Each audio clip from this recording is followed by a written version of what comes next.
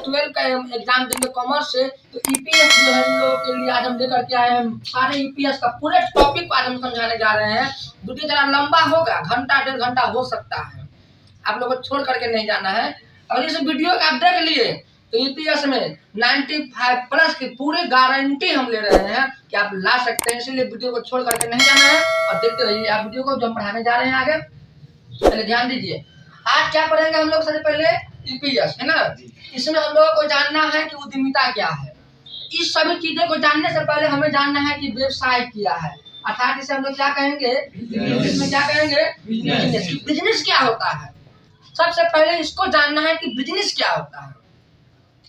तो बिजनेस क्या है, चला एक कार्य है, क्या है, कार्य है। काम को करने के लिए क्या चाहिए, किसी आदमी को चाहिए ना, अर्थात जो आदमी काम करेगा वो स्वामी होता है। क्या होता है, स्वामी, या जिसे हम लोग क्या कहते हैं, मालिक कहते हैं।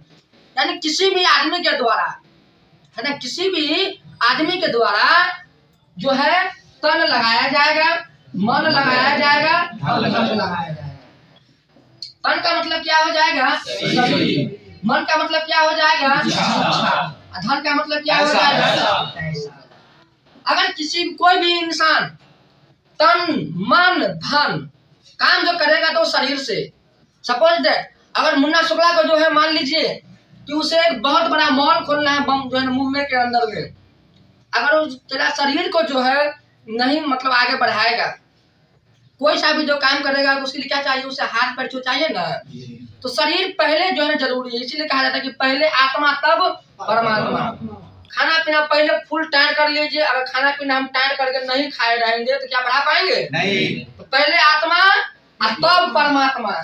तो आपको करना क्या है कि तन यानी शरीर, मन हो गया आपका इच्छा, और धन हो गया पैसा, इन सभी चीजों को लगा कर यानी स्वामी के द्वारा तन मन धन लगाकर किए गए कार्य को क्या कहेंगे हम लोग, व्यवसाय कहेंगे। क्या कहेंगे, व्यवसाय।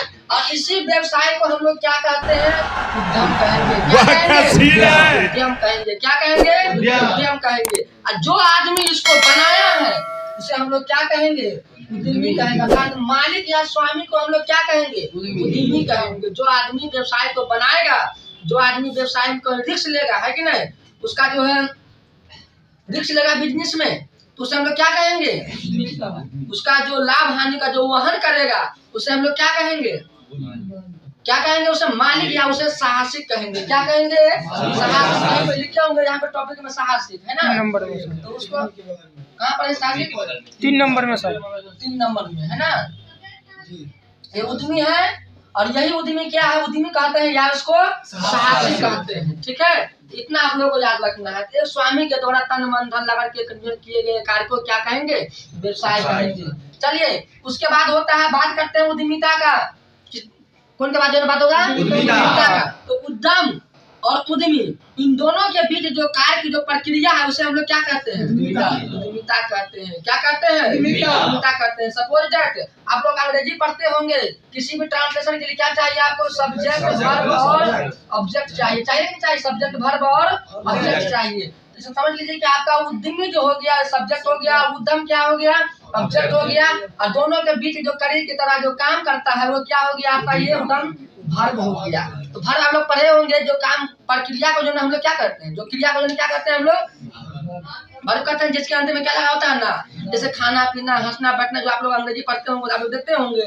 तो वर्ब उसका जो है सब्जेक्ट वर्ब और ऑब्जेक्ट। तो सब्जेक्ट करने वाला आदमी अब क्या कर रहा है तो वो क्या हो गया, ऑब्जेक्ट। और दोनों के बीच जो काम की जो प्रक्रिया चल रही है वो क्या हो गया, वर्ब। इस रूप में भी इसको समझ गए हैं हम।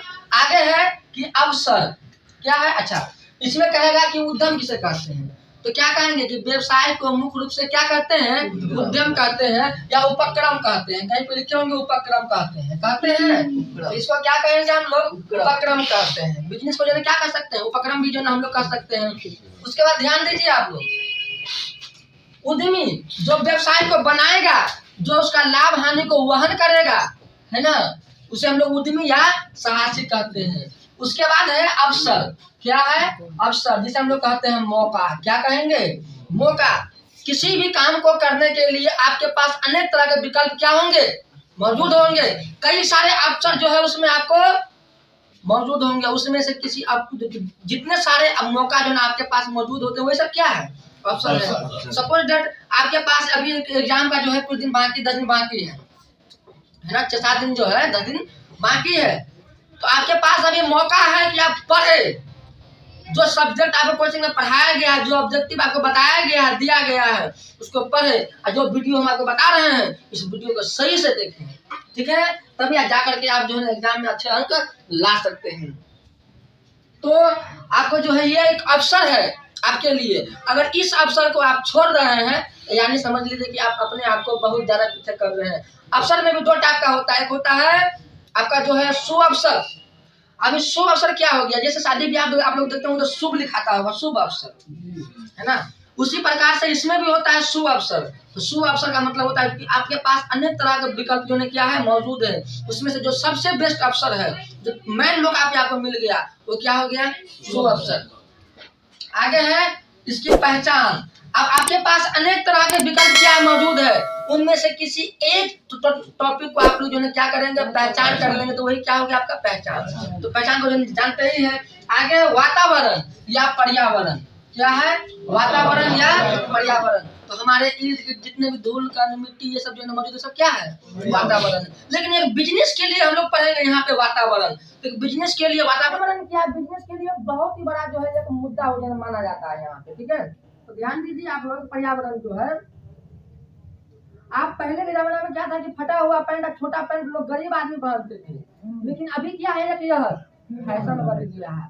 अगर फटा हुआ पैंट है तो धनिक लोग है, और छोटा पैंट पहनता है तो कैसे बोलिए धनिक लोग है।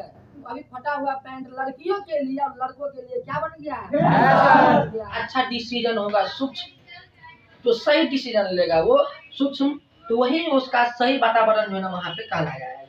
आगे है विपणन। विपणन क्यों हम लोग क्या कहते हैं, मार्केटिंग। क्या कहेंगे, मार्केटिंग कहते हैं। क्या कहते हैं, मार्केटिंग। अब मार्केटिंग क्या होता है, मार्केटिंग के लिए हम लोग को जो है समझना है सबसे पहले बाजार, मार्केट। क्या समझना है, बाजार। क्या पढ़ना है हम लोगों को, मार्केट। अभी मार्केट क्या होता है, यहाँ दिखाइए, क्या है, मार्केटिंग। विपणन हम लोग को पढ़ना है, क्या पढ़ना है, मार्केटिंग। मार्केटिंग पढ़ने से पहले आप लोग को पढ़ना होगा बाजार क्या है। क्या पढ़ना होगा, बाजार। अखाड़े से हम लोग क्या कहेंगे, मार्केट कहेंगे। क्या कहेंगे, मार्केट। अभी मार्केट क्या होता है पहले इसको जानते हैं। मार्केट एक बाजार होगा, मार्केट एक प्लेस होता है। क्या होता है, एक प्लेस, यानी स्थान होता है जहाँ पर क्रेता और विक्रेता यानी परचेजर और सेलर क्या होते हैं, मौजूद होते हैं। परचेजर और कौन होते हैं, मौजूद, सेलर जो है क्या होते हैं, मौजूद होते हैं। परचेजर और सेलर, जिसे हम लोग कहते हैं क्रेता और क्या कहेंगे, विक्रेता, ये दोनों क्या होते हैं, मौजूद होते हैं। आप बाजार किसे कहेंगे, तो बाजार वह स्थान, बोलिए कस के बोलिए, बाजार वह स्थान जहाँ पे क्रेता और विक्रेता क्या होते हैं, दोनों मौजूद होते हैं। अब मौजूद किस लिए होते हैं, खरीद बिक्री करने के लिए। किसका खरीद बिक्री करेगा, दोनों मिल करके, वस्तु का, है ना, किसका करेगा, वस्तु का खरीद बिक्री करेगा, दोनों, है कि नहीं। यानी जहाँ पे वस्तुओं को खरीद बिक्री करने के लिए क्रेता और विक्रेता मौजूद होते हैं, उसे हम लोग क्या कहते हैं, बाजार कहते हैं। और जिस सिस्टम से वस्तुओं को खरीदा जाता है और बेचा जाता है, वो सिस्टम हमारा क्या कहलाता है, मार्केटिंग यानी विपणन कहलाता है। क्या कहलाता है, वो विपणन कहलाता है, ठीक है। जिस माध्यम से वस्तुओं को खरीदा जाता है और बेचा जाता है, उस माध्यम को हम लोग क्या कहेंगे, विपणन यानी मार्केटिंग कहेंगे। आप बाजार में गए, अब वस्तु का मूल्यांकन कैसे करेंगे, ये होता है। अब नेक्स्ट क्या है इसका, वैल्यूएशन, मूल्यांकन कैसे करेंगे। आप लोग देखते होंगे जो मार्केट में सामान का दाम कुछ और आता है, प्राइस लिखा हुआ, और बेचता है उसे कुछ और रेट में।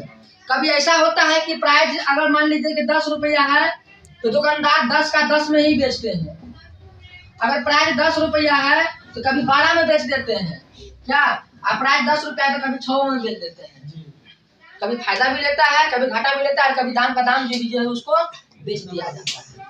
अब लोग देखे होंगे कि लॉकडाउन में ऐसा बहुत हुआ है, हुआ है लॉकडाउन में ऐसा बहुत हुआ है कि 1 रुपया का सामान 4 रुपया में मिला है, और 4 रुपया का सामान 8 रुपया में मिला है, और 5 रुपया का सामान 20-20 रुपया में मिला है। तो जो चीज के बिना इंसान नहीं रह सकता है वो चीज ज्यादा दाम में बिका है।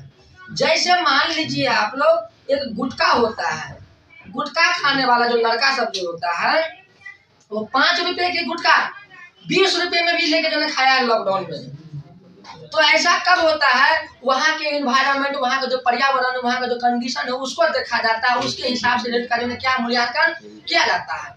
अगर वस्तु की मांग ज्यादा है, ध्यान दो, ये इकोनॉमिक्स का रूल मांग का लोच का नियम होता है। अगर वस्तु की मांग ज्यादा है तो कीमत क्या होगी, ज्यादा कम होगी। अगर वस्तु की कीमत ज्यादा है तो मांग क्या होगी, ज्यादा होगी। लेकिन कभी कभी क्या होता है कि वस्तु भी ज्यादा होता है, मांगो क्या होगा, वस्तु भी कम होता है, मांगो क्या होता है। लेकिन ज्यादा ये देखा जाता है कि जहाँ पर वस्तु कम होती है उसका रेट क्या है, ज्यादा होता है, और जहाँ पर वस्तु ज्यादा होती है उसका रेट क्या है, कम होता है। ठीक है, कैसे बना देते हैं तुम लोग। हाँ, तो ये मार्केटिंग में जो ना कुछ चीजें जो ना आप लोग को और पढ़ना होगा। आप जैसे बाजार में हम लोग विपणन जो ना मार्केटिंग कर रहे हैं, तो मार्केटिंग करने में वस्तु का जो इफेक्ट होता है, जो प्रभाव होता है, वो जनता पर कैसे पड़ता है, तो इसमें कुछ चीजों को जो है हम लोग को देखना होता है। सबसे पहले ब्रांड। अब आदमी जो है जाता है दुकान में तो पहले क्या देखता है, उसका ब्रांड क्या है। ब्रांड क्या होता है, एक छाप होता है। ये क्या होता है, ये छाप। सबसे पहले जब मार्केट में लोग गया तो सबसे पहले क्या देखता है, ये किस ब्रांड का है। अगर मान लीजिए कि बच्चे लोग जो है जो कैपी खरीदा तो रिबॉक का है कि नहीं है, पेनी अगर खरीदा मान लीजिए तो लिंक का है कि नहीं है कि नहीं। और कपड़ा में अगर पहनता है अंदर में तो शेरा का है कि नहीं है। तो सबसे पहले लोग क्या खोजता है, ब्रांड खोजता है। मोबाइल जो अगर लोग खरीदता है तो पहले क्या करता है कि सैमसंग ब्रांड है कि नहीं है, नोकिया ब्रांड है कि नहीं है। तो पहले दुकानों में लोग क्या करेगा, ब्रांड को चुनेगा। ब्रांड यानी क्या होता है, छाप, जो लोगों को अपने ओर आकर्षित करता है। क्या करता है, अपने ओर आकर्षित करता है। ठीक है, उसके बाद है लेबलिंग। क्या है, लेबलिंग। क्या चला, लेबलिंग, जिसे हम लोग लेबल कहते हैं, लेबलिंग। अभी लेबलिंग क्या होता है, आप लोग पास बुक है, जरा बुक लाइए, दिखा देते हैं। उसमें पा रहे हैं कि यहाँ पे जो लेबल लगा हुआ है ये कंपनी का लेबल है। पैकेजिंग से क्या होता है, पैकेजिंग से जी, इससे होता है ग्राहक ज्यादा आकर्षित, पैकेजिंग से होता है। अभी पैकेजिंग क्या होता है, आकर्षित करेगा, है ना, ग्राहक को अपने ओर आकर्षित करेगा। सपोज डेट आप लोग देखते होंगे कि बच्चे सबके लिए आता है मोटू, आता है जी, फिर उसका जो आता है पतलू, आता है जी, फिर आता है मोदी, फिर आता है अमित शाह, आता है जी, अमित शाह, है ना।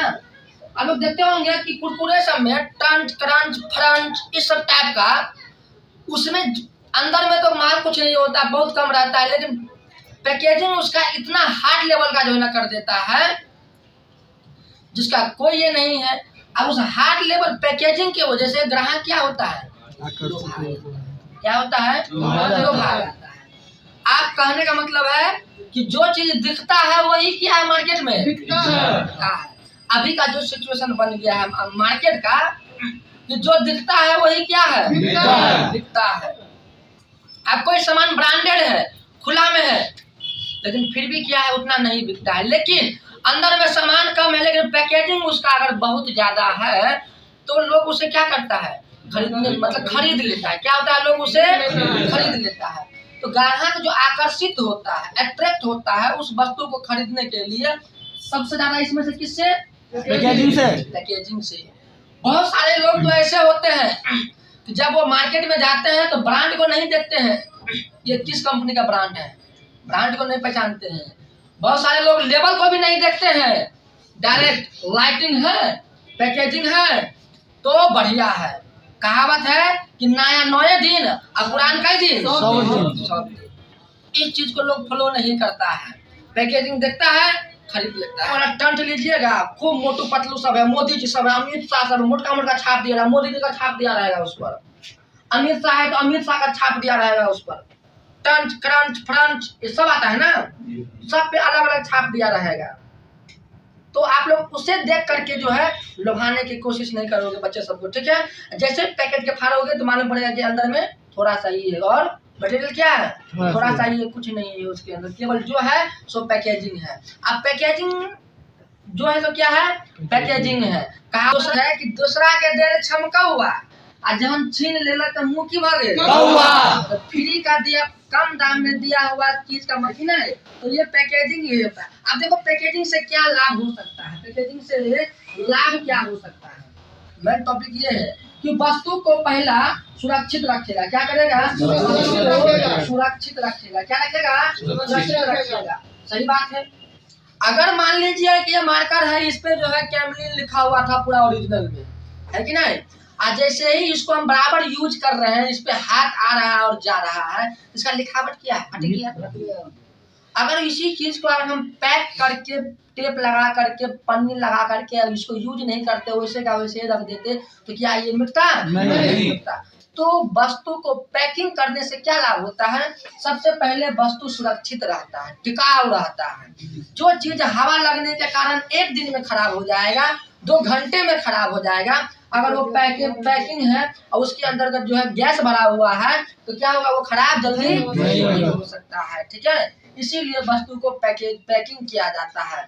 इससे गुणवत्ता में वृद्धि होती है इसका। ठीक है, वस्तु टिकाऊ रहता है, सुरक्षित रखता है, और साथ ही साथ वस्तु जो है अंदर की वस्तु देखने में अच्छा लगता है। अंदर में कुछ और कलर है, लेकिन पैकेट में क्या है, कुछ और कलर दिखा देगा, जो बच्चा सब क्या होता है, लुभा जाता है। ठीक है, लेकिन याद रखना है आप लोगों को, लुभाने वाला चीज पे नहीं जाना है, क्योंकि कहावत है, धोखा वही देता है जिस पर विश्वास होता है, भरोसा होता है। लक्षण है कि समय से उठना, समय पर पढ़ना, समय पर खाना खाना, समय पर घूमना, समय पर कोचिंग आना और समय पर पहुंचना।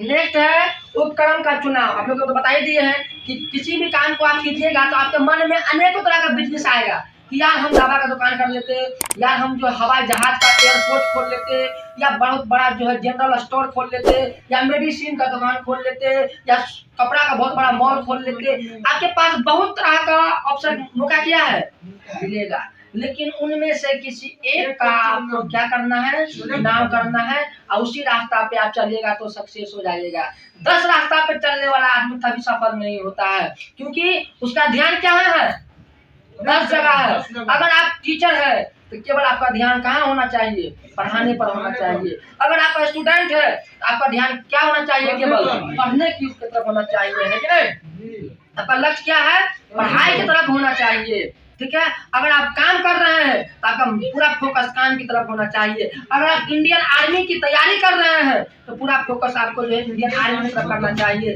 अगर आप किसी रेलवे बोर्ड की तैयारी कर रहे हैं या किसी कंपटीशन एग्जाम की तैयारी कर रहे हैं तो पूरा ध्यान आपको कहाँ होना चाहिए, उस कंपटीशन एग्जाम पर होना चाहिए, तभी जाकर के आप सक्सेस कर जाएंगे। ऐसा नहीं कि पान का दुकानों कर लेते हैं, पढ़ाई कर लेते हैं, खंडियों बेच लेते हैं, कपड़ों बेच लेते हैं, धागों बेच लेते हैं, सब्जियों बेच लेते हैं। अगर सब काम करोगे तो सब जगह जाओगी। अगर सब काम कीजिएगा तो सब जगह जाइएगा। इसीलिए याद रखना है कि लक्ष्य को अगर पाना है आपको तो किसी एक काम को करें और एक काम को आप कीजिएगा तो सक्सेस जरूर है। क्योंकि कहा जाता है कि कदम से कदम मिलाकर चल, सफलता तेरी कदम चुमेगी, आज नहीं तो कल। क्या होगा, कदम से कदम मिलाकर चल, सफलता तेरी कदम चुमेगी, आज नहीं तो कल। अब कदम से कदम मिलाकर चलना है एक लक्ष्य की ओर। ऐसा नहीं कि कदम को 10 कदम पे रखना है, कभी इस डाल पे, कभी उस डाल पे, कभी उस डाल पे, कभी इस डाल पे। मालूम पड़ा कि कहीं पर पैर सही से खड़ा नहीं हुआ, और जब हवा आया तो सब डाली क्या हो गया, गिरने लगा और गिर गया। अगर एक डाली को मजबूत कर ली हो तो भूकंप आएगा तो शायद वो नहीं टूट पाएगा, कितना आंधी तूफान आएगा शायद वो नहीं गिर पाएगा। इसीलिए कोशिश करना है कि लगातार क्या है आप लोगों को एक लक्ष्य की ओर, आगे की ओर बढ़ना है। अगर दिल में ठान लिया कि हमें इंडियन आर्मी की ही तैयारी करना है तो उसी का तैयारी कीजिए। क्योंकि कहा जाता है, आप लोगों को पहले भी हम बताए हुए थे, मायूस मत हो बंदे, वजूद तेरा छोटा नहीं, तू वो हर सब कुछ कर सकता है जो किसी ने सोचा नहीं। बस दिल में एक चीज होना चाहिए कि हमें कर सकता हूँ, हमें कर सकती हूँ। हमें कर सकता हूँ, हमें कर सकती हूँ, जरूर मिलना है। आगे है परियोजना प्रतिवेदन। क्या है? परियोजना प्रतिवेदन। क्या है? परियोजना प्रतिवेदन। परियोजना प्रतिवेदन क्या है? प्रतिवेदन है ना, यानी प्रोजेक्ट रिपोर्ट। क्या है चला? प्रोजेक्ट रिपोर्ट है ना। क्या होगा? Project report. क्या होगा? Project report. नेक्स्ट क्या है? आगे है, हो गया इसका निर्माण। निर्माण तो चला जो बनाओगे, कंस्ट्रक्शन जो मतलब करोगे तो वही हो गया। नेक्स्ट है आप लोगों को संसाधन, वित्तीय एवं गैर वित्तीय। उससे पहले था व्यवसायिक नियोजन। चलिए, उससे पहले क्या था? व्यवसायिक नियोजन। व्यवसायिक है ना, नियोजन। अब इसमें आप लोगों को पता है व्यवसायिक नियोजन, तो बीएसटी में आप लोग पढ़े हैं नियोजन, फिर क्या पढ़े हैं? संगठन, प्रबंध का कार्य है। फिर क्या पढ़े हैं? नियुक्तिकरण। क्या पढ़े हैं? नियुक्तिकरण। फिर आप लोग पढ़े हैं निर्देशन, बोलते जाइए निर्देशन। फिर आप लोग पढ़े हैं नियंत्रण। क्या पढ़े हैं? नियंत्रण। पढ़े हैं कि नहीं पढ़े हैं? नियोजन क्या होता है? जिसे हम लोग कहते हैं प्लानिंग। क्या कहते हैं बाबू? बोलिए प्लानिंग कहते हैं। संगठन जिसे हम लोग क्या कहते हैं? ऑर्गेनाइजेशन। फिर आगे क्या है?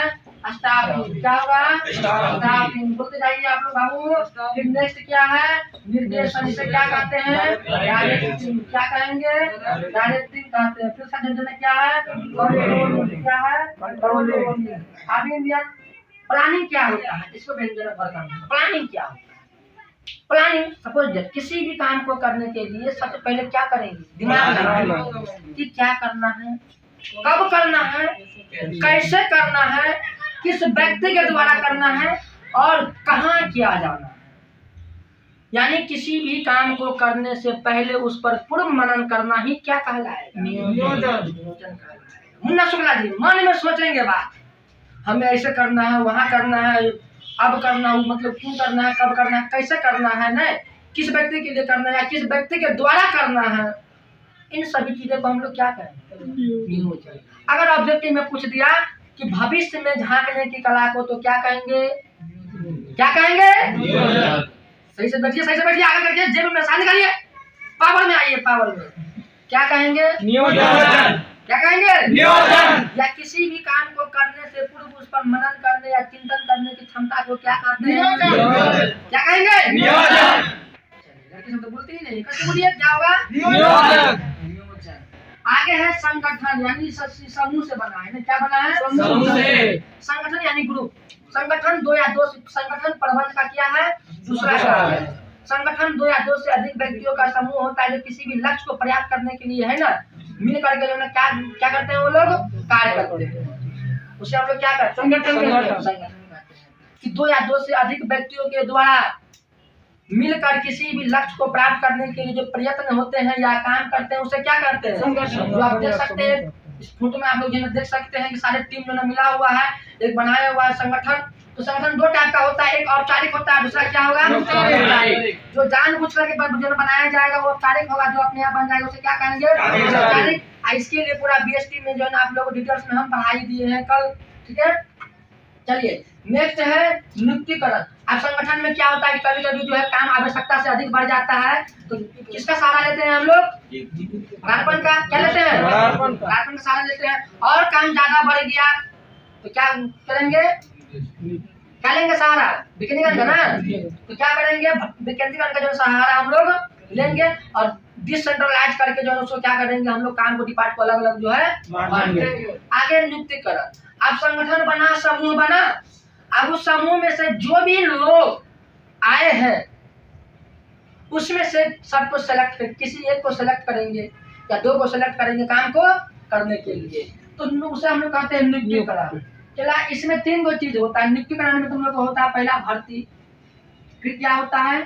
चयन, और फिर क्या होगा? प्रशिक्षण। क्या होगा? प्रशिक्षण है ना। भर्ती, चयन और प्रशिक्षण। आपको किसी भी पोस्ट के लिए जो अप्लाई करेगा तो सारे आवेदन को क्या करेगा? पहले वो स्वीकार करेगा, भर्ती करेगा, उसके बाद उसे या तो एग्जाम ले या तो इंटरव्यू दे या तो मार्क के आधार पे उसे जो है जॉब दे। जैसे जॉब दे तो उसे क्या करेगा?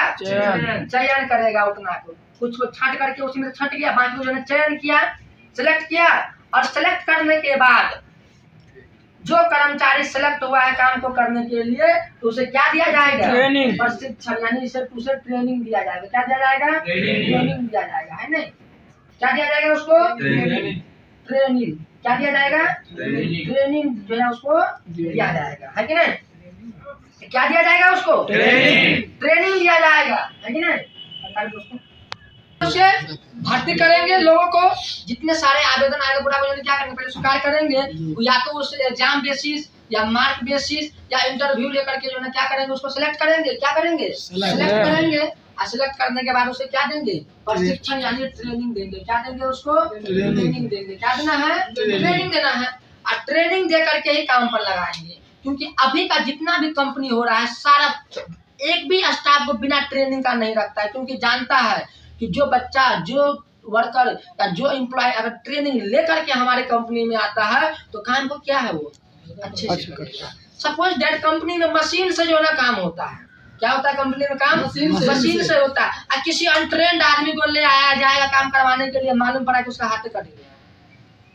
क्या आप कंपनी को जितना कमैली ने उतना का लहटी, गाँव में कहावत है कि नहीं? जब तक कमैली नहीं होते की भेलक लग गलक, तो जब तक कमैली नहीं होते के लहठी, मतलब जितना का बौनी नहीं उतना का लहठी।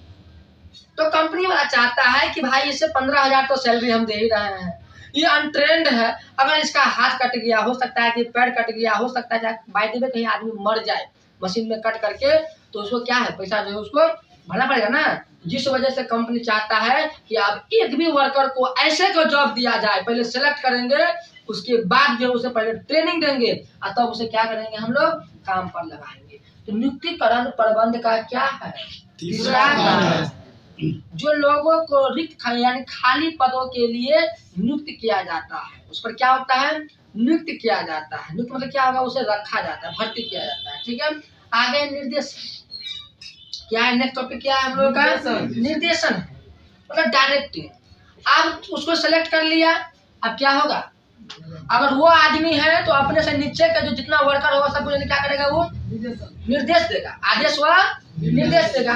तो निर्देशन, आप निर्देशन क्या हुआ कि अपने से अधिक कोई उच्च अधिकारी अपने से अधीनस्थ अधिकारियों को जो है किसी भी काम को करने के लिए आदेश व निर्देश देगा, उसे हम लोग क्या कहेंगे? निर्देशन कहेंगे। पूरा डिटेल्स बीएसटी में पढ़ाई दिए हैं इसका। इसके लिए भी इसका कई गो पार्ट है? तो 4 गो पार्ट है ना। और इसका जो है मोटिवेशन, कम्युनिकेशन और लीडरशिप। चलिए इसको भी जरा हम लोग समझते हैं विस्तार पूर्वक से, जरा ध्यान को बहुत ज्यादा काम देगा। ठीक है, तो डायरेक्टिंग का जो एलिमेंट से पार्ट है वो आप लोगों को समझाने जा रहे हैं। सबसे पहला जो है ना मोटिवेशन। क्या है? मोटिवेशन। फिर क्या है? कम्युनिकेशन। क्या है? कम्युनिकेशन। फिर है आप लोगों का लीडरशिप, और ये क्या है? सुपरविजन, है ना? क्या होता है? सुपरविजन। ठीक है, चलिए ध्यान दीजिए। मोटिवेशन जिसे हम लोग हिंदी में कहते हैं अभिप्रेरणा। क्या कहेंगे? अभिप्रेरणा। अभिप्रेरणा कहाँ से आता है? मन के अंदर से। कहाँ से आता है? अंदर से। जिस प्रकार से आप लोगों को एक शायरी बोले हुए थे कि क्यों मरते हो दुल्हन के लिए, मरना है तो मरो अपने लक्ष्य के लिए, नहीं तो एग्जाम के टाइम में सही से लिख भी नहीं पाओगे अच्छे रिजल्ट के लिए। तो ये शायरी जो होता है मोटिवेशनल शायरी आप लोगों को क्या करता है? अंदर से उत्साह पैदा करता है, जज्बा पैदा करता है कि काम को करेंगे, कर चले हम फिदा जानता न साथ प्राप्त होता है ना। आगे है कम्युनिकेशन। क्या चला? कम्युनिकेशन जिसे हम लोग कहते हैं संदेशवाहन। क्या कहेंगे? संदेशवाहन। यानी संदेशवाहन क्या होता है? सूचना। क्या हुआ? सूचनाओं को एक स्थान से दूसरे स्थान पर क्या करेंगे? पहुंचाना ही संदेशवाहन पहुंचाना ही क्या कहलाता है? संदेशवाहन कहलाता है। आप संदेशवाहन का माध्यम क्या क्या हो जाएगा? रेडियो, मोबाइल, चिट्ठी, मतलब पत्र ना, पत्र हो गया, बोल करके हो गया, ये सब क्या हो गया? आपका संप्रेषण का प्रकार हो गया। तो पूरे बीएसपी में आप लोग इसके बारे में पूरा डिटेल से पढ़ाए होंगे, है कि ना। औपचारिक संदेशवाहन, अनौपचारिक संदेशवाहन। आप लोग देखते होंगे कि गांव घर में जब कोई ऐसा बात होता है, अगर किसी की बेटी भाग गई तो पूरा गांव किसी को बुला करके भी नहीं पंचायती करवाएंगे तो अपने आप आ जाएगा। लेकिन अगर एक मंदिर बनाना है, चाहे मस्जिद बनाना है, उसलिए अगर बात उसके लिए उस मैटर पे अगर बात करना है तो घर घर से आदमी को बुला करके लाएगा। लेकिन क्या करें, चलना हम आवे छी, तू चलना हम आवे छी, बड़ी बड़ी छी आवे छी। लेकिन किसी की बेटी अगर भाग गई, चाहे कहीं घाटी में पकड़ा गई अगर बाइक में, तो पूरे गांव की जनता देखने के लिए वहाँ पे ऑटोमेटिक आ जाता है। तो क्या हो गया, क्या हो गया वो लीडरशिप, फिलहाल लीडर है कि नहीं। हम लोग कहते हैं नेता, क्या कहते हैं नेता, क्या कहते हैं नेता, नेता कहते हैं, लीडर, नेता। और नेता कौन होता है? नेता वह व्यक्ति होता है जो दूसरों को परामर्श, मतलब जो है अपने से छोड़ देता है, परामर्श देता है, दूसरों से काम करवाता है चातुर रूप से, वो क्या कहलाता है नेता। नेता के अंतर्गत, नेता के अंदर जो है अंदर क्या होना चाहिए, एक नेता के अंदर क्या होना चाहिए, नेता कौन बन सकता है, और बल कर। पहले के नेता के पास ये था कि फल बल और कल, लेकिन अभी का जो नेता बन रहा है उसके पास क्या होना चाहिए, छल। जानते हो, जो किसी को छल करके, छल कपट करके जो है बन जाओगे। जैसे ये हमारे बिहार के देख रहे हैं माननीय मुख्यमंत्री श्री नीतीश कुमार, कभी क्या है, कभी पार्टी से लड़ते हैं, कभी कांग्रेस में आते हैं, तो कभी आरजेडी में जाते हैं, कभी बीजेपी में जाते हैं। इसीलिए मैं इनके लिए भी कहना चाहूंगा, सर कभी मैं आपको देखता हूँ, कभी मैं अपने आप को देखता हूँ, कभी मैं बिहार की जनता को देखता हूँ, कभी मैं आपको देखता हूँ, कभी मैं अपने आप को देखता हूँ, और कभी मैं बिहार के जनता को देखता हूँ। पता नहीं आप किस मिशन से काम कर रहे हैं, बेरोजगार खत्म हो रहा है, युवाएं जो है पटरियों पे अपना जान दे रहे हैं, आप उसको पकड़ के जो है जेलों में बंद कर रहे हैं। वित्तीय और क्या हो गया नेक्स्ट, गैर वित्तीय। उसके बाद हम लोग प्रकार में पढ़ सकते हैं प्राकृतिक संसाधन। क्या पढ़ सकते हैं, प्राकृतिक संसाधन। क्या पढ़ेंगे, दूसरा होगा मानवीय संसाधन। क्या होगा, मानवीय संसाधन। मानवीय संसाधन क्या होगा, बाबू कैसे बोलिए, मानवीय संसाधन। भौतिक संसाधन क्या होगा, भौतिक संसाधन। क्या होगा, संसाधन क्या हो जाएगा, मानवीय संसाधन, भौतिक संसाधन। फिर क्या होगा, तकनीकी संसाधन। क्या हो जाएगा, तकनीकी संसाधन। संसाधन क्या होगा, संसाधन। और फिर नेक्स्ट टॉपिक की ओर, कैपिटल। चलिए जरा ये थोड़ा इसमें कर रहे हैं। नेक्स्ट क्या है, फिक्स कैपिटल, अस्थाई पूंजी। जो अस्थाई पूंजी है ना, जो अस्थाई समय, लंबे समय के लिए, दीर्घकालीन टाइम के लिए रखा जाता है। जब टाइम में मतलब जो जिसको हम लोग जो है संपत्ति को बेच करके जो क्या उसे हम लोग प्राप्त कर सकते हैं। तो अस्थाई संपत्तियों को बेच करके जो है क्या प्राप्त करेंगे हम लोग, अस्थाई पूंजी। लंबे समय के लिए बिजनेस में जो पूंजी होगा उसे क्या कहेंगे, अस्थाई पूंजी। और एक होता है कार्यशील पूंजी, जिसे हम लोग कहते हैं वर्किंग कैपिटल। क्या कहते हैं, वर्किंग कैपिटल। कैपिटल क्या होता है, वर्किंग कैपिटल। यानी व्यवसाय में दिन प्रतिदिन के कार्यों के लिए जो उपयोग की गई पूंजी को क्या कहेंगे, वर्किंग क्या कहेंगे, वर्किंग कैपिटल। वर्किंग कैपिटल के लिए निकालने के लिए फार्मूला क्या हो जाएगा, current assets minus current liabilities. क्या होगा, current assets minus current liabilities. Current assets minus current liabilities. आगे है अनुपात, लेखांकन अनुपात, अकाउंटिंग रेशियो। क्या है, अकाउंटिंग रेशियो। क्या है, बोलिए कैसे बोलिए, अकाउंटिंग रेशियो। दो राशियों को जब आपस में तुलना किया जाता है तो उसे हम लोग क्या कहते हैं, अकाउंटिंग रेशियो। मतलब अकाउंटिंग में जो है दो राशियों का हम लोग जो तुलना करेंगे। सपोज दैट ए की पूंजी 1,00,000 रुपया, ठीक है, और बी की पूंजी 30,000 रुपया। कितना पूंजी है, 30,000 रुपया। दोनों का हमें अनुपात निकालना है। क्या निकालना है, मान लीजिए 4 जीरो से 4 जीरो कट गया तो कितना आ गया, 10 अनुपात 3 से हम लोग क्या कहेंगे, अनुपात कहेंगे। अकाउंटिंग रेशियो अकाउंट में पूरा पढ़ाई दी आप लोग को डिटेल से है। आगे सम विच्छेद बिंदु, यानी सम विच्छेद विश्लेषण, ब्रेक इवन पॉइंट। क्या होता है, ब्रेक इवन पॉइंट, सम विच्छेद बिंदु है ना, या एनालिसिस होता है। सम विच्छेद बिंदु क्या होता है, सम विच्छेद बिंदु वह बिंदु होता है जहाँ पर व्यवसाय में ना लाभ हो ना हानि। और जहाँ कुल लागत कुल आय के बराबर हो। बिल्कुल सही बात। सम विच्छेद बिंदु व बिंदु जहाँ व्यवसाय में न लाभ हो ना हानि, जहाँ कुल लागत कुल आय के बराबर हो। चलिए तो आप लोग इसके बारे में तो पूरा ग्राफ ही पूरा पार के आप लोग को बता दिए थे कि सम विच्छेद बिंदु के लिए व्यवसाय का आकार क्या होना चाहिए, है ना, और बिजनेस का एनालिसिस क्या होना चाहिए। सारे टॉपिक जो है आप लोगों को बताए हुए हैं विस्तार से सम विच्छेद बिंदु का, इसमें कोई डाउट नहीं है। चलिए नेक्स्ट है उद्यमी पूंजी, है ना, मतलब जो है उद्यमी पूंजी, जो मालिक होगा व्यवसाय को जो जितना पूंजी लगाएगा शुरू में वो उद्यमी का पूंजी होगी। इसके लिए बारे में पहले ही हम बता चुके हैं। नेक्स्ट है कोषों का स्रोत एवं कोषों का कोष एवं साधन। नहीं, कोष का मतलब क्या होता है कैलाश, जरा कस के बोलिए। फंड क्या होता है? फंड क्या होगा? फंड। कंपनी में जो काम, कंपनी जो कोई सा भी जो कंपनी होता है कि नहीं, तो उसमें अनेक तरह के फंड जो है बनाते हैं, कई तरह का फंड बनाते हैं। उस फंड में जो पैसा को जमा करते हैं, और कभी ऐसा कहीं अगर लगा दिया मोदी जी लॉकडाउन, सब कंपनी बंद, है ना, लेकिन कर्मचारी को क्या मिलेगा? सैलरी तो क्या है उसको मिलने करेगा ना। तो उसी फंड में से अगर किसी वर्ष कंपनी को हानि होती है तो उसी फंड में से रकम निकाल करके जो है उसको दिया जाता है, जिसे हम लोग चुकिया कहते हैं, बैंक गुल्लक रिजर्व कहते हैं। ठीक है, इसके लिए भी अकाउंट में पूरा डिटेल से हम पढ़ाई दिए हैं। चलिए नेक्स्ट है प्रौद्योगिकी के चयन। ठीक है, ये सब जो है पूरा डिटेल जो है पढ़ाई दिए हैं। नेक्स्ट है प्रबंध के बुनियादी आधार। हम लोग पता है कि प्रबंध के 3 गो स्तर है। कौन कौन है? उच्च स्तर, निम्न स्तर। उच्च स्तर, फिर क्या बाबू बोलिए कस के? निम्न स्तर, मध्य स्तर, है ना। निम्न फिर स्तर। क्या है? निम्न स्तर। क्या है? निम्न स्तर, मतलब टॉप लेवल, मिडिल लेवल और लोअर लेवल मैनेजमेंट। तो मैनेजमेंट का 3 गो जो स्तर होता है, पूरा स्तर के बारे में भी बीएसटी में आप लोगों को डिटेल से बता दिए हैं। जो उच्च स्तर में कौन आता है, मध्य स्तर में कौन आता है, और निम्न स्तर में कौन आता है। इसके लिए कोई कंफ्यूजन है? नहीं।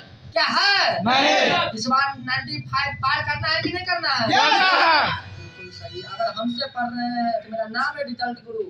ठीक है, चलिए तो इसीलिए याद करना है कि मेरे यहाँ से रिजल्ट आपको बेस्ट लेकर के जाना है। चलिए आगे है उत्पादन प्रबंध एवं किस्म नियंत्रण, है ना। क्या है? किस्म उत्पादन नियंत्रण। प्रबंध एवं किस्म नियंत्रण। जैसे बीएसटी में पढ़ा रहे थे आप लोगों को पहले, डायरेक्टिंग का जो ना कर दिए थे ना, उसमें नियंत्रण एगो बाकी था। क्या बाकी था? नियंत्रण। अभी नियंत्रण क्या होता है, इस पे गौर कीजिए। नियंत्रण, कंट्रोल। कोई लड़का खूब गुटखा खाता है, गुटखा खाते खाते उसका फेफड़ा अंदर के खराब हो जाए, सिगरेट पीते पीते फेफड़ा खराब हो जाए। अब वो क्या करेगा? अपने आप के लोग कंट्रोल करेगा। क्योंकि डॉक्टर कहता है कि टेक मेडिसिन इन टाइम, समय पर दवा लो। अगर समय पर दवा नहीं लेंगे तो क्या होगा? मर भी सकते हैं। इसीलिए जब बिजनेस में सबसे पहले प्लानिंग हुआ कि हमें बिजनेस कहाँ खोलना है, टीम बना, उसमें से जो संगठन बनाया, बहुत सारे लोगों को भरा, उसके बाद उसमें लोगों को नियुक्त किया। नियुक्त करने के बाद उसको जो डायरेक्ट सलाह दिया, है ना, डायरेक्शन दिया, उसके बाद क्या करेगा? उसे लास्ट में कंट्रोल करेगा। अभी सारा काम कर रहा है, उसमें अगर किसी प्रकार के जो है गतिविधियों में जो है गलती होता है, त्रुटि होता है, तो उसे उस पर क्या करेगा? वो कंट्रोल करेगा। नियंत्रण किस लिए किया जाता है? भविष्य के लिए कि भूत के लिए? सही जवाब है, क्योंकि वर्तमान और पिछला स्थिति को देखते हुए लोग भविष्य के लिए नियंत्रण करता है। कि विपणन प्रबंध, है ना, मार्केटिंग मैनेजमेंट। क्या है? Marketing management. मार्केटिंग मैनेजमेंट तो क्या है? Marketing management. मार्केटिंग का पढ़ाई देते हैं आप लोग को कि जहाँ पर क्रेता विक्रेता जो वस्तु को खरीदते हैं और बेचते हैं उसे बाजार कहते हैं, और जिन माध्यम से उन्हें खरीदा और बेचा जाता है उस सिस्टम को हम लोग क्या कहते हैं? मार्केटिंग कहते हैं। लेकिन बात होता है मैनेजमेंट, जो कि बीएसटी का सबसे पहला चैप्टर क्या है? मैनेजमेंट है। क्या है? क्या है? बीएसटी का सबसे पहला चैप्टर क्या है? मैनेजमेंट। अब मैनेजमेंट क्या होता है इसके बारे में पूरा डिटेल से आप लोगों को पढ़ाई दी है, लेकिन फिर भी एक बार हम बोल देते हैं कि प्रबंध एक सृजनात्मक एवं अभिप्रेरणात्मक कार्य है। क्या है? बोलिए। सृजनात्मक एवं अभिप्रेरणात्मक कार्य है जो मेन बड़ी मशीन है। और कस के बोलिएगा, पावर लाइए, बोलिए। प्रबंध एक सृजनात्मक एवं अभिप्रेरणात्मक कार्य है जो main money material and machine का उपयोग करके, अर्थात प्रबंध के जितने भी कार्य होते हैं POSCC अर्थात प्लानिंग, ऑर्गेनाइजेशन, स्टाफिंग, डायरेक्टिंग और कंट्रोलिंग की सहायता से एक निर्धारित लक्ष्य की प्राप्ति करना ही क्या कहलाएगा? प्रबंध। एक मतलब और सुन लीजिए कि प्रबंध अगर हम लोग करते हैं तो सबसे पहले सर से सोचते हैं, प्लानिंग करते हैं तो पहले दिमाग में खोपड़ा में आता है, क्या रे जी। किसी किसी का डिस्क खोपड़ा होता है तो साइकिल चला लेना तो जाने क्या गिर ना जाएगा वो, उसे डिस्क खोपड़ा कहा जाता है। ठीक है, तो कोशिश करना है कि खोपड़ा वाला काम करे। प्रबंध एक सृजनात्मक एवं अभिप्रेरणात्मक कार्य है जो मैं मनी मशीन का कुशलतम उपयोग अर्थात प्लानिंग, कंट्रोलिंग की सहायता से एक निर्धारित लक्ष्य को प्राप्त करना ही क्या कहलाता है? प्रबंध कहलाता है। आगे वित्त प्रबंध है ना, पढ़ाई थे कि वित्तीय प्रबंध। वित्त मीन्स क्या होता है? फाइनेंस, यानी धन चाहिए। तो मैनेजमेंट इन लोगों को प्लान मतलब मैनेजमेंट प्लानिंग करता है ना, प्लानिंग, ऑर्गेनाइजेशन, स्टाफिंग, इन सभी की सहायता से जो निर्धारित लक्ष्य की प्राप्ति करता है। चला तो कंपनी खोलने के लिए क्या चाहिए? प्रबंध मतलब पैसा चाहिए ना। तो इन प्रबंध की आवश्यकताओं की पूर्ति के लिए जिनका उपयोग किया जाता है उसे हम लोग वित्तीय प्रबंध। क्या है ये? वित्तीय प्रबंध, फाइनेंशियल मैनेजमेंट है ये। आगे लागत एवं लाभ का निर्धारण, ये बहुत बड़ा टॉपिक होता है, लागत एवं लाभ का निर्धारण। कॉस्ट है ना एवं प्रॉफिट, दो चीजें देखना हम लोगों को। क्या है? एक कॉस्ट और एक प्रॉफिट। मान लीजिए कि मार्कर का लागत अगर 25 रुपया है ना, इस पर प्रिंट लिखा हुआ है 35 रुपया, तो कंपनी क्या करेगा? इसका लागत शुरू में इसको बनाने में जितना खर्चा हुआ होगा उसे हम लोग क्या कहेंगे? कॉस्ट मूल्य, मतलब कॉस्ट वैल्यू, लागत मूल्य कहेंगे उसको। क्या कहेंगे? और जितना इस पे लिखा रहेगा उसको क्या कहेंगे? अंकित मूल्य। जिसपे अंकित है 35 रुपया, दुकानदार हो सकता है तो इसमें 2%, 3%, 10% क्या है, इस पर डिस्काउंट भी दे सकता है। अगर रेट लिखा है 35 रुपया तो इसे 30 रुपया में भी दे सकता है, लेकिन लागत अगर इसका 25 रुपया है तो उससे कम में कभी भी नहीं दे सकता है, याद रखना है। ठीक है, तो लागत मूल्य कभी भी विक्रय मूल्य से क्या होगा? कम रहेगा। क्या रहेगा? विक्रय मूल्य क्या होगा? लागत मूल्य से क्या रहेगा? हमेशा अधिक रहेगा, तब ना लाभ बढ़ेगा उसमें, क्योंकि लाभ बराबर क्या होता है? विक्रय मूल्य घटे क्रय मूल्य। अगर मान लो चला कि लागत मूल्य ज्यादा है और विक्रय मूल्य कम है तो क्या हो जाएगा? हानि हो जाएगा। चलिए नेक्स्ट आगे है, आगे उद्यमिता, अनुशासन, सामाजिक उत्तरदायित्व।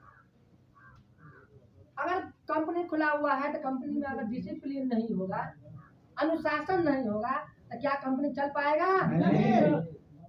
समन्वय, कोऑर्डिनेटिंग, समन्वय, बिखरे हुए तंत्र को श्रृंखलाबद्ध करना एवं एक सूत्र में पिरोना ही क्या कहलाता है? बोलिए क्या कहलाता है? कोऑर्डिनेटिंग, है ना। बिखरे हुए तंत्र को श्रृंखलाबद्ध करना एवं एक सूत्र में पिरोना ही क्या कहलाता है? समन्वय। तो समन्वय से लोग एक टीम के रूप में काम करते हैं, है कि नहीं? सभी लोगों में क्या होता है? एकता होता है, सभी लोग मिलजुल कर रहते हैं, नहीं? जैसे आप लोग देखते होंगे शिव चर्चा में, है बहनी, वो बहनी, ना कर लो, बड़ नीक से शंकर भगवान हमरा आशीर्वाद देलो तो हमरा घर में एक सफल भ गेलो, नहीं? तो समूह होता है और उसी समूह में से निकलता है कोऑपरेशन, ठीक है, सहकारिता। क्या निकलता है? बोले सहकारिता। आप समूह बना हुआ है, 10 लोगों का टीम है, क्या है? मान लो कि 10 लोगों का क्या है? टीम है। उसमें अगर मान लो कि कोई एक व्यक्ति गरीब है, उसके व्यक्ति की शादी चाहे किसी का भी शादी चाहे उसके ऊपर उसके घर में कोई पैसा की बहुत ज्यादा आवश्यकता हो गया तो सारे 10 व्यक्ति मिल करके क्या करेगा? उनको सहायता करेंगे। क्या करेंगे? सहायता करेंगे। 10 व्यक्ति मिल करके उनको हेल्प करेंगे और वही सहकारिता कहलाएगा। तो समन्वय मतलब समन्वय से ही सहकारिता का निर्माण हो सकता है। समन्वय सहकारिता की सफलता किस पर निर्भर है? समन्वय पर निर्भर है। समन्वय का मतलब एकता। क्या होगा? एकता। तुम सारे विद्यार्थी बैठे हुए हो, एकता है तो सब बच्चे एक जगह बैठे हुए, शांति से बैठे हुए। अगर एकता नहीं होता तो कोई किसी का उसका बाल नोचता तो उधर से उसको मारता, ऐसे करके तो उसको मारता, ऐसे में क्या होता? अनडिसिप्लिन ना यहाँ पे होता। जी। अगर बिजनेस में किसी कंपनी के अंतर्गत अगर ऐसा अनुशासनहीन अगर सारे कर्मचारी है, सारे वर्कर है, तो क्या कंपनी चल पाएगा? नहीं। इसीलिए अगर आप कोचिंग में पढ़ते हैं, कहीं किसी कंपनी में जॉब करते हैं या बैंक में करते हैं, तो उसके रूल नियम के अकॉर्डिंग आपको उसका रूल नियम को फॉलो करना होगा, उसी के अनुसार आपको चलना होगा, डिसिप्लिन मेंटेन करना होगा, तभी आप जॉब कर सकते हैं। अगर आप डिसिप्लिन मेंटेन किए हैं तो कोचिंग में क्या है, आप पढ़ाई कर सकते हैं ना।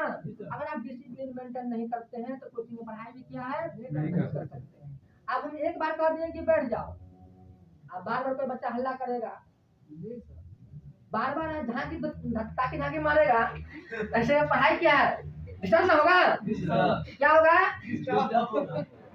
डिस्टर्ब ना होगा। इसीलिए क्योंकि ध्यान दीजिए, तो डिसिप्लिन क्या है चला, जरूरी है, बहुत जरूरी है। और तुम लोगों के अंदर भी डिसिप्लिन क्या है, बहुत जरूरी है। अगर तुम लोगों के अंदर डिसिप्लिन नहीं रहा तो तुम लोग कोचिंग में पढ़ाई नहीं कर सकते हो सही से। अगर कंपनी में डिसिप्लिन नहीं रहा तो कंपनी आगे बढ़ नहीं सकता है। उसमें क्या अनुशासन एवं क्या लागू के निर्धारण, आगे व्यवसाय में समृद्धि एवं विकास की संभावना है। भाई बिजनेस को इस हद तक हम लोग आगे बढ़ा दे ताकि हमारा कंपनी क्या कर जाए, विकास कर जाए।